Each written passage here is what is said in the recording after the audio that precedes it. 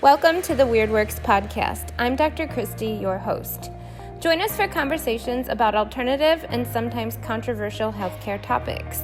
This podcast will provide the evidence that you need in order to make informed decisions about your health, to empower you with the facts that you need to advocate for your health, and to encourage you that there is hope your body heals. Join us from experts from all things weird, as well as the testimonies of people with stories of radical healing who were once told that perhaps their condition was a death sentence, that they would just need to live with it, or that drugs and invasive surgery were the only answer. Let's get into agreement that if there is something natural and non-invasive that could be helpful, that it could be your first option rather than your last resort. Hey everybody, it's Dr. Kristy, and it's another episode of the Weird Works podcast, and this morning I'm honored to have Sheryl Santelmann with me, and she is a great story. I just think of perseverance and a determination to get well no matter what it takes. She came here to Health by Design 4 years ago with a chronic health condition that was non-resolved through all the traditional measures, which I'm going to let her share her story with you. But happy to tell you today she's had a complete body transformation.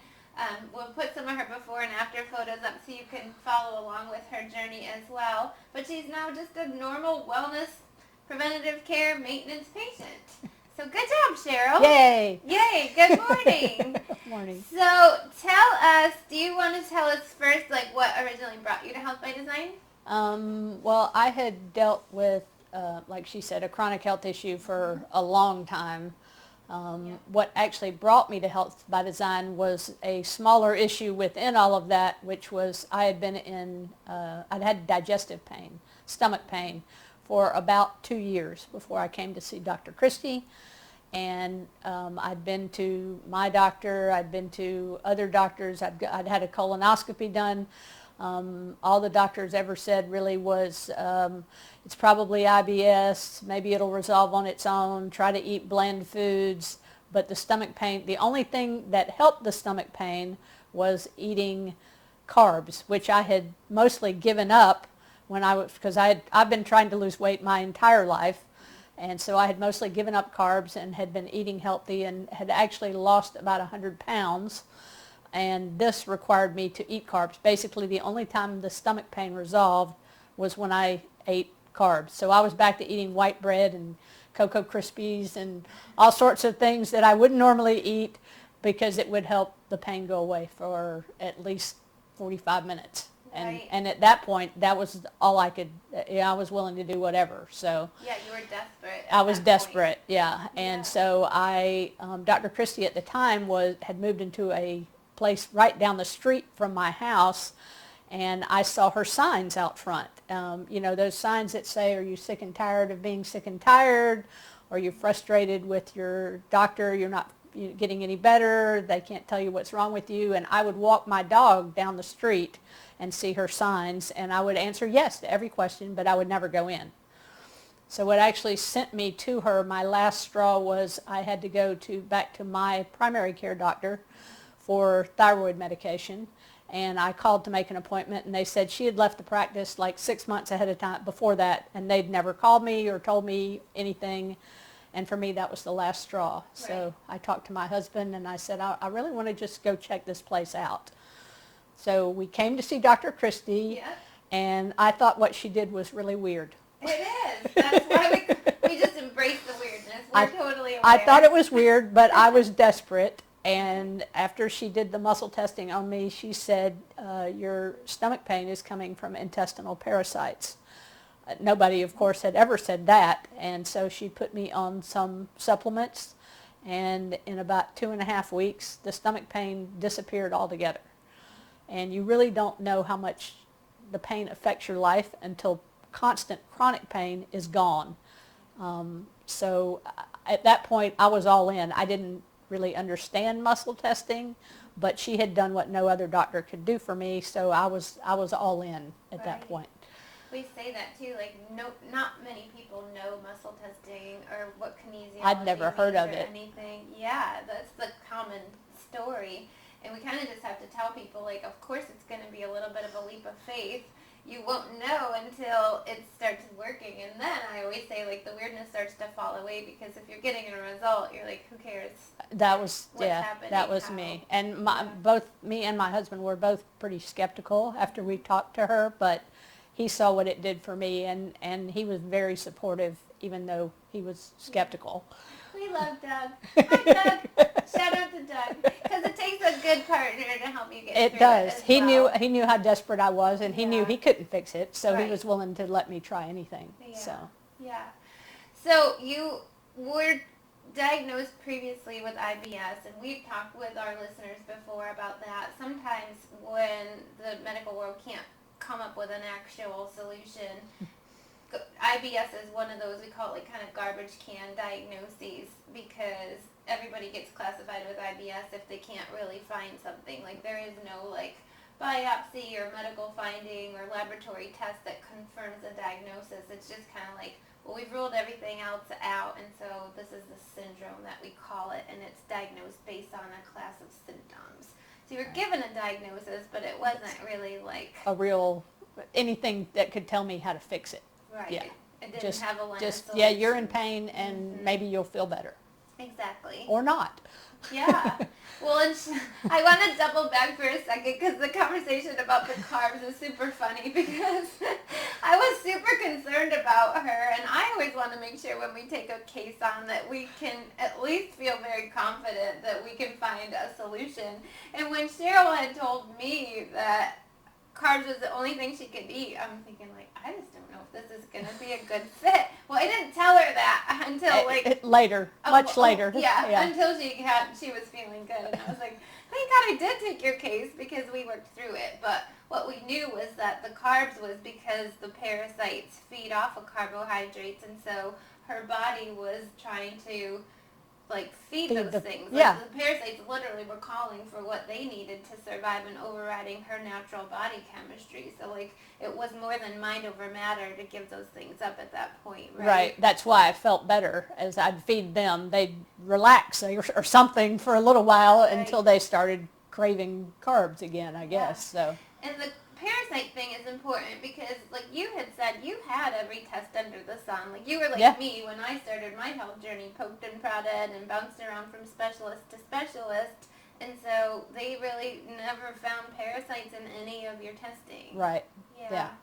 And that's one of the reasons why alternative medicine exists, because parasites can be hidden in your intestinal wall. They can be in an organ. They can hide out in fat tissue. They've been found in brain and in the eyes. And so those aren't going to be found with the traditional parasite testing, which is usually just a stool sample. So in the medical world, if the stool sample's negative, which they probably did some kind of analysis for you, then it doesn't exist. But we find parasites in other ways with our diagnostic measures all the time. Yeah. Yeah. So, okay. So how long did it take you to start feeling better, did you say? Well, with the stomach pain, it was 2.5 weeks, basically. And I hesitated for a few days just to make sure before I even told my husband that I was feeling better. I was like, you know what, I think the pain may be gone. And he was like, really? I was like, I think it might be. You almost get fearful to You're scared to say it out loud, because it might instantly come back. But it has actually never come back. So. That's awesome. Yeah. And she's not continuing to eat carbs. No, I no longer have Cocoa Krispies and white bread for breakfast. So. That wouldn't have been very sustainable. No, not so much. So as you were going on your journey for the digestive health, what other health concerns? Was there anything else that came up that we helped you along with? Well, a few things. I'd actually had lupus, was what they had told me I'd had for years, and I would have flares. I worked a very high stress job, worked for a CPA, and I was kind of the go-to person, so I felt responsible all the time for getting everything done. And so I'd work crazy hours during tax season, and then for the last 6 or 7 years, I would crash after tax season. I mean, like in bed, just pretty much worn completely out. Sometimes I would have flares. I had a couple of flares where my hands would swell up.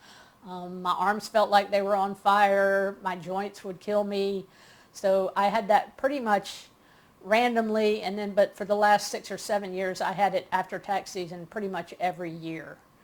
And so the tax season after I met Dr. Kristy, well, I'm feeling better now. They got rid of the stomach pain, so I launched myself back into tax season and worked crazy hours. And then when May came after tax season, I crashed, the worst crash I had ever had. I just felt horrible. I couldn't hardly move. Walking was a major effort. Getting out of bed was a major effort. And so, of course, I came to Dr. Kristy because at that point I trusted her. And she did a cortisol test, which showed that I had pretty bad adrenal fatigue. And that wasn't particularly surprising. I had worked the job I'd worked for over 20 years at that point. And we'd also had some personal stress, marital stress. I'd had a lot of stress. So between the stress and the lupus, I think I just pushed myself past the point of handling life. Right. So she basically said, you know, you're just going to have to decide what's most important to you. So that was May. June I was still worn out, but I was still trying to push through and work. And July, I went into my boss and I said, I can't do this anymore. And I had talked to him before and said, I need time off in past years. Yeah. And it was kind of like, yeah, we need to do that. But then we never really did. Yeah. And so this time he knew it was serious. I went in, I created a spreadsheet of all my work and said, pass it off to someone else. I just can't do this anymore. And that's a hard decision. It was a very hard decision. Like I said, I'd worked for him for over 20 years. I knew what I did was very important for the practice, basically, because, you know, I was the go-to person for everything. But at some point, you just know you can't push your body anymore. And I mean, once I made that decision, I literally slept like 18 hours a day for almost 6 months. I was really bad off. Right. And there's different levels of adrenal fatigue. So she was at, like, cortisol is just crashed out all day long. That's like stage 3 and 4 of adrenal fatigue. Yeah. Yeah. And during that period, you know, that 6 months off, it was, at first, I couldn't even really think about how long this is going to go on. You know, you're sort of thinking, I can't, you know, at first I was thinking, okay, a month or so, I'll be good. I'll go back to work. It'll all be good. But 2 or 3 months in, when you still can't get up and walk the dogs, right, you're realizing just how bad off you were. And I had friends who had told me I was slurring words. I'd forgotten about that part. I remember that. Her face was swollen, her eyes were puffy, like she didn't look like the same person. We'll show some pictures after, but yeah, I was just so bad off, and I really didn't know how bad off I was until I crashed. But her journey really does represent a typical adrenal fatigue, or it's called the Hans-Selye stress adaptation response. And so what happens is, like, your adrenals will get you through a really stressful time, like tax season in her case, but her stressors had started accumulating way before tax season. So that was just the final straw. But her adrenals got her through it because she had enough reserves and adrenaline. But then after the stressor is removed, typically is when the crash comes.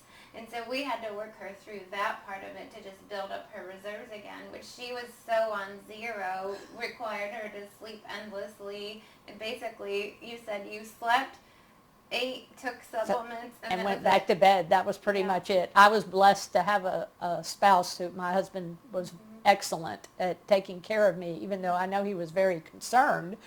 You know, but he was very good at he would, you know, I'd get out of bed, he'd feed me breakfast, I'd go back to bed. That was pretty much it for 6 months. And he had to follow the food plan that we had you on as well, so. Right. That wasn't easy for Doug. Thanks, Doug. So tell us, too, what I think is incredible about your story and your journey is that it wasn't easy. You know, it wasn't all like butterflies and roses. Like, she thinks her stomach pain is gone. Amen, that's what she originally came in for. But there were all these other layers that needed to be peeled back and addressed for her to ultimately get well. And so, like, I know at the height of that crash, I mean, we have a tray that we put on the patient, and it was a Pyrex, a rectangular dish, and it was like jam-packed. Like I couldn't have fit another product in there to test her on. So, you know, it was expensive. It was taking a long time. There was a number of pills and a very restrictive diet program. So, like, how did you persist through all of that? I don't know. I mean, it was a massive amount of supplements. I'm so happy now to not be on nearly that amount of supplements. Yep. And, you know, I don't know. I guess I've always kind of been a fairly determined person when I put my mind to something. Right. And I think fairly strong in my faith that God will get me through anything. I had, you know, another layer of all of that was I've been overweight since I was in the 6th grade, and I've always tried to lose weight, and I've never stopped trying, even though things didn't work. Right. And one of the things Dr. Kristy kept telling me was when your body gets healthy, it will start to release the weight. And I was like, I'm not sure I believe that because it's never released it before. And she's like, and you're not healthy. So I don't know. It was just sort of to me, it was, what's your other option? You know, I mean, you can keep feeling miserable and crawl, you know, I didn't have another option I could go to. And she was at least saying, I believe you can get better if you do everything I tell you to do. And again, she had earned a certain level of trust when she made my stomach pain disappear. And I didn't have another option. So at some point, probably 3 or 4 months in, when I'd wake up and I'd feel a little bit better, just a little bit better. Yeah.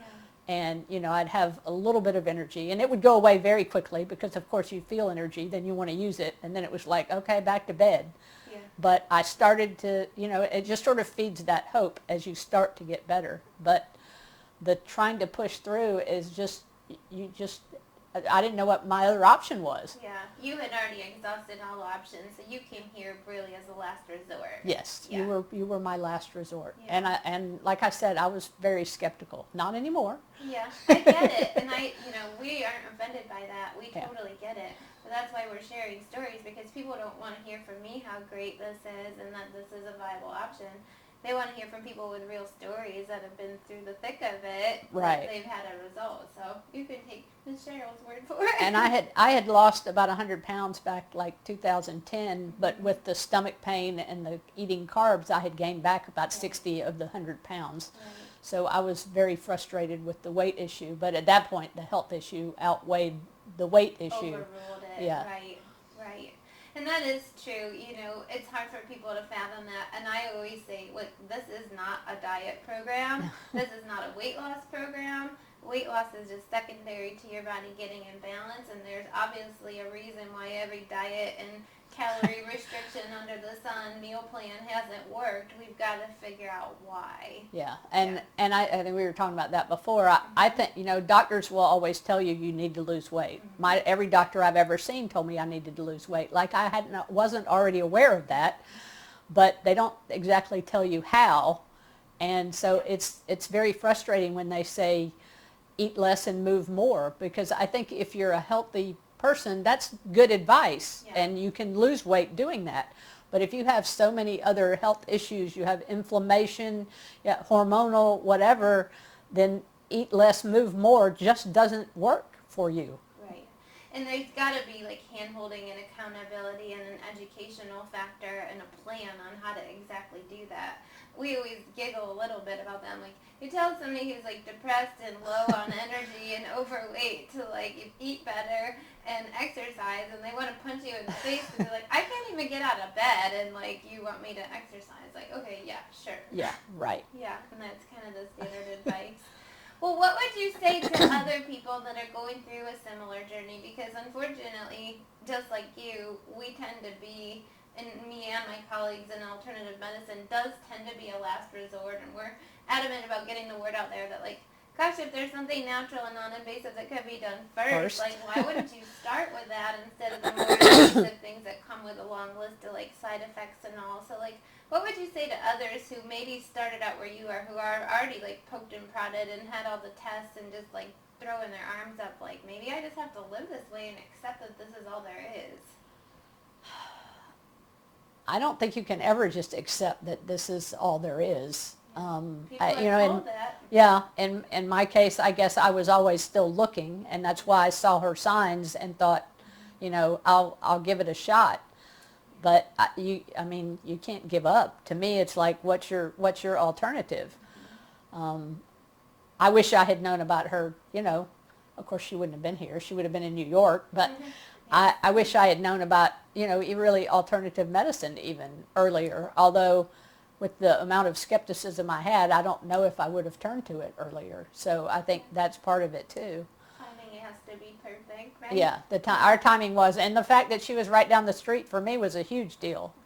Yeah, because it was hard I for literally you to could travel. walk to my appointments. Yeah. Yeah, at least when I was feeling better, I could walk to my appointments. Yeah. That was a big milestone, and that was what I was going to ask you next. So, like, what does life look like on the other side of things? Like, now, what are you able to do that you couldn't do before? Well, I remember walking our dog, and literally just walking down to the end of the street and walking the dog back felt like I was walking miles up a mountain. It was so hard. I would come back in and collapse. So now I can walk my dogs around the neighborhood, and I don't have trouble with that. I can go to the YMCA and work out. That's where I do work out. COVID has made it a bit more difficult to do it because swimming is my go-to, and we have to make reservations now to do that. So it's complicated, but I can work out and not feel like I'm dying. I actually went yesterday and worked out, and today I'm mildly sore. But, I can do that and not feel like I'm dying, basically. And you used to have to really, like, if you worked out, I would see you for chiropractic, I think, the next day or 2 days later because you were really uncomfortable. I was really uncomfortable. I mean, and part of that, too, was, the more weight you have on you, the more uncomfortable, at least for me, I was. I found out about another condition that I had while I was working with Dr. Kristy that I had never known about. That was called Lipoedema, and it's sort of a disorder of the fat tissue, basically, in your body that is not affected by exercise or food, which then made sense as to why the lower half of my body was always larger than the upper half of my body. Even when I'd lost weight, I didn't lose it on my legs or any of that. And I just stumbled across this condition, and I've had a few surgeries for that, and that has helped. But it's it's another one of those things that it's aggravated by inflammation. And so eating well is a huge deal for me. I need to eat things that don't inflame my body. And with the surgeries too, they still would require, like, you had to do your homework before they consider you for surgery anyway, right? Oh yeah.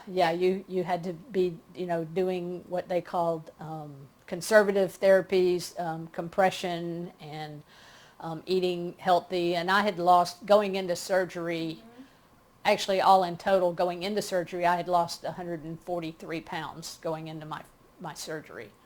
And then I've lost another 20, a little over 20 since then, partly because of the surgeries and partly because now I can actually work out. Yeah, that's awesome.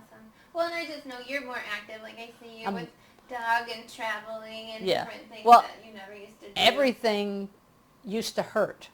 If I did, when I moved, it pretty much hurt, especially my legs, but, all over. So, yes, I can go places and do things now that I definitely couldn't do. When I weighed, at my height, I weighed 330 pounds.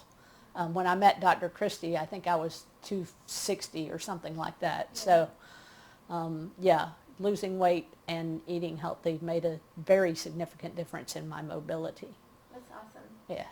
Well, she's overcome, autoimmune conditions, chronic digestive issues. Like, these are big top 10 things that people go to medical doctors for and spend a lot of money, and some get results and some don't get results. So overcoming autoimmune, chronic digestive issues.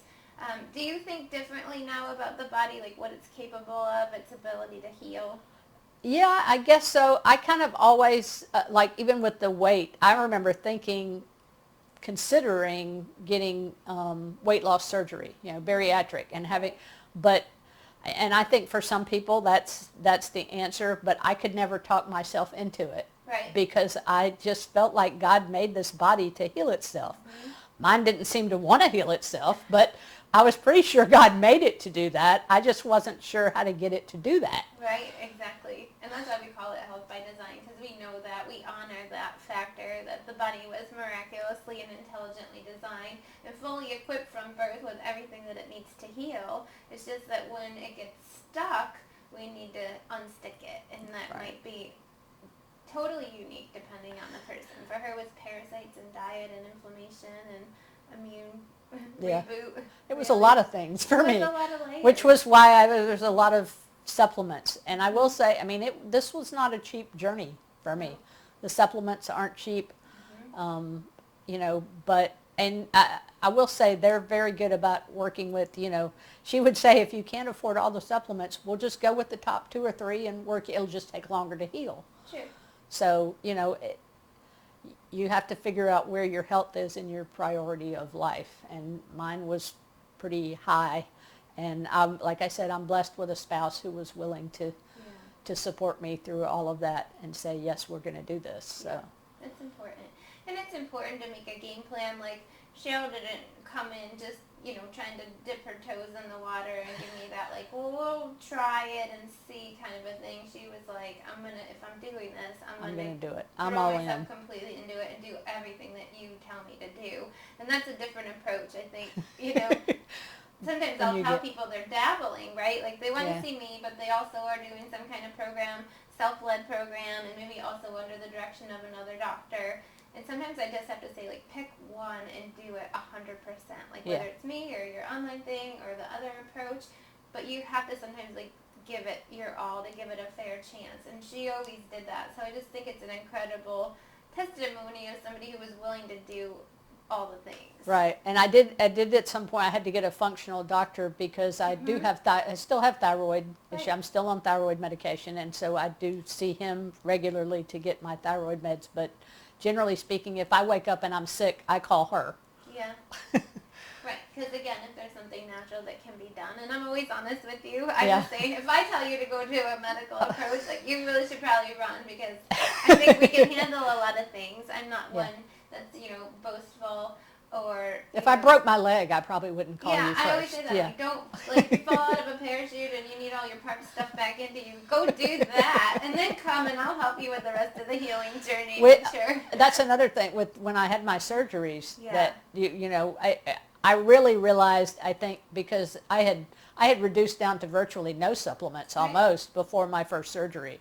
And then I went and had surgery, and then I came to see her, and all of a sudden, okay, now I need supplements to get rid of all the stuff that your body, goes through surgery, the stress of surgery, from the anesthesia, all of that, pain meds, all of that, and I'd had to go through a whole nother period of time to detox from all of that stuff before my second surgery, and then I had to do it all over again. But I told you it was going to be that way, right? She did. She gave me... I forewarned her. She did. And I think that's important, too. Like, you mentioned hope and having a plan, and I think also really knowing what you're getting into. Like, I never told you that this was going to be easy or, was it going to be like a quick fix magic? As a matter of fact, you told me that it wasn't. Yeah, and but it was important for you to know that going in, that, don't expect to feel amazingly better in, a week or 2 weeks. Now, her pain surprised both of us. We just never know when people start, when you start eliminating different interferences and the body gets in balance, like, who am I to, like, predict how quickly it's going to take? And it's unique. But she, she wowed us and surprised us with that. But I had always told her, like, I know that there's going to be all these additional layers. And I think that's important, like, managing a patient's expectation. Because there are highs and lows. And, you explain something that happens a lot of times with adrenal fatigue. You guys have been putting off how you feel and all the things that you need to do and holding back on exercise or job responsibilities and whatnot. And so, like, people start to feel better, and the human nature of it is, like, they're going to I have energy. I have energy. Let's go spend my energy and then make up for crash lost again. Time. And so then managing that, like, crash is like, okay, so your body's talking to you. And I always think, and you can tell me if you agree with this, but yes, it's incredible that she's been able to heal all these chronic, non-resolving conditions, and that's awesome in and of itself. But I honestly think that the long-term benefit is that now your body can talk to you clearly. Yeah, that's a big benefit. If I have something happen, it's out of the norm. Whereas before, it was just constant. You had no idea what was causing what, because all the issues were just playing off of each other. Yeah. So now I'm off gluten. I don't eat much refined sugar anymore. Actually, I guess I don't really eat refined sugar anymore. You've had a couple, and then she's like, I didn't really care for it. It's not my favorite go-to anymore. But occasionally if you go out, I will go out and I'll eat something, and then I'll know why I feel bad the next day. Right. Which is before I never would have known, because I just felt bad all the time. Exactly. Yeah, and I think that's important, because a lot of people who go the traditional route spend a lifetime of numbing and suppressing symptoms with painkillers and other medications, and they really have lost communication with how the body feels and what it likes and what it doesn't like. And so then it has to scream at you with a full-on autoimmune attack where she's in bed and completely inflamed and swollen to get your attention. So we say that just to try to encourage people to start listening to the subtle signs, because we get it. People are stressed and out of time and running on empty, and it never seems like a good time to get started or put your health as a priority. But if you don't listen to those subtle signs, eventually your body will force you to. Exactly. It's going to put you on the bench. Yeah. And I used to get, just random headaches. Probably once a week I'd have a headache. I'd pump down some Advil or some Tylenol or whatever. I almost never get headaches anymore. Every once in a while I will get one, and it's usually because I tweaked something in my neck or something. Yeah, more structural. Structural versus... Because you're more active now. Yes, more likely to tweak something, I guess. So, yeah. Well, did anybody say that along the journey that what you did was radical or weird? Because this is the Weird Works podcast. I don't know. I'm used to people thinking I'm a little weird, Me so too. It's not You found your people. That's it. I found my people. So. You found your fellow weirdos. Yeah. But so we'll definitely put her before and afters, because I think she looks well, and a lot of people wouldn't really identify with somebody who needs to lose weight sitting here. But it's powerful to see her before pictures, and then when she was swollen from the actual lupus crash, and then post-op, her full journey today. Yeah. So thank you very much. No problem. Thanks for having me. Yeah, you're welcome. And I hope, as always, that this encourages you. If you aren't yet on a program, and even after listening to this still aren't 100% convinced to dive all the way in, I hope at the very least that this encourages you to start to do your own research and not give up and look for answers, and keep looking until you find the healthcare practitioner that meets where your expectations are for health and can encourage and give you hope and handhold along the way. Yeah. Yes. So in good health naturally, I'm Dr. Kristy signing off.